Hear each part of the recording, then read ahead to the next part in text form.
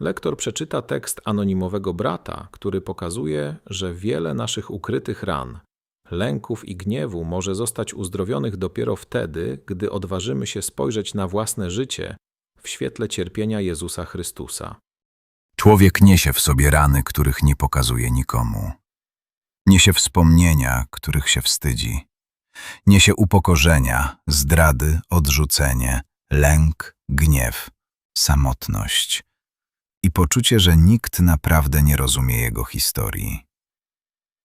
Jezus sam został odrzucony, wyśmiany, zdradzony, fałszywie oskarżony, opuszczony przez przyjaciół i wydany w ręce ludzi, którzy chcieli go zniszczyć. Dlatego, kiedy człowiek mówi: nikt mnie nie rozumie, Chrystus może odpowiedzieć: ja rozumiem. Dlatego trzeba czasem stanąć przed własną historią i zapytać, które miejsca mojego życia są podobne do drogi Jezusa? Gdzie byłem odrzucony? Gdzie mnie nie chciano? Gdzie mnie wyśmiano? Gdzie ktoś bliski zachował się tak, jakby mnie nie znał? Gdzie zostałem zdradzony pocałunkiem, czyli pozorem miłości? Gdzie moje milczenie nie było pokojem, ale bezsilnością? Gdzie moja złość była tak wielka, że bałem się ją wypowiedzieć? To nie są łatwe pytania. One mogą boleć, ale czasem bez tych pytań człowiek przez całe życie chodzi z raną, której nawet nie nazywa. A rana nienazwana nie znika. Ona zaczyna rządzić człowiekiem po cichu. Człowiek mówi: już mnie to nie obchodzi, ale reaguje gniewem. Mówi: wybaczyłem, ale odpycha ludzi, którzy przypominają dawnych krzywdzicieli. Mówi: nic się nie stało, ale w środku ma ból. Jezus w ogrójcu zobaczył prawdę o człowieku. Zobaczył uczniów, którzy zasnęli, gdy on cierpiał. Zobaczył Judasza, który przyszedł z pocałunkiem, ale w sercu miał zdradę. Zobaczył Piotra, który kochał, ale ze strachu się go wyparł. I zobaczył go wcześniej z mieczem, jak w panice chciał bronić dobra przemocą. W tym wszystkim jest nasze życie. Bo my też czasem śpimy, gdy ktoś cierpi. My też czasem zdradzamy. My też czasem wypieramy się miłości ze strachu.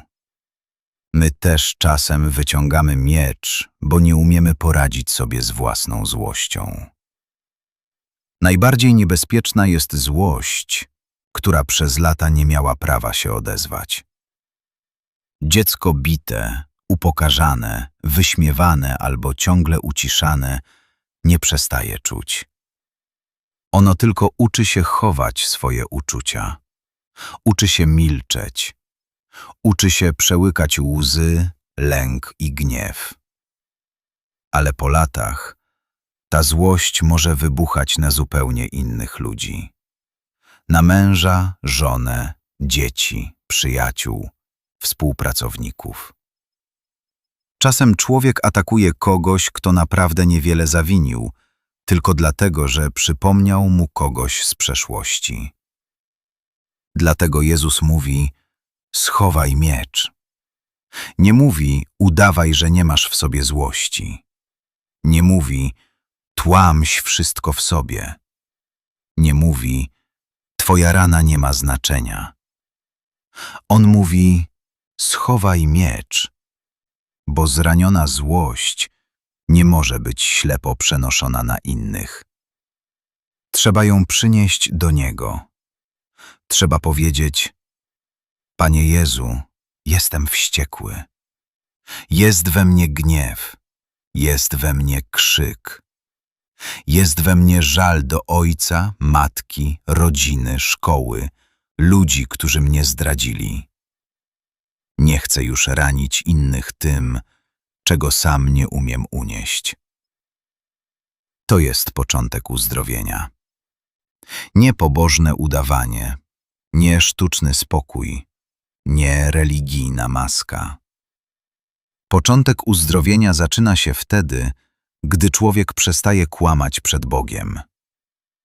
Bóg nie boi się Twojej złości.